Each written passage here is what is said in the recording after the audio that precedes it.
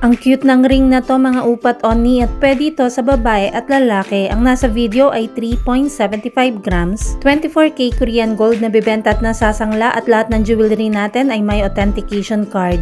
Kinulayan siya ng white sa magkabilang gilid, pwede rin ito sa black. At pwede kayong mag-couple rito, ang minimum ay 3.75 grams at pwede rin ito sa pinakamakapal. Ang letter sa gitna ay hindi nababago, pwede ka lang mamili kung white or black at lahat ng ring ay ginagawa natin sa size mismo ni customer. Kaya kung hindi mo alam ang iyong Korean ring size, magsabi sa inyong seller si Michelle Yu.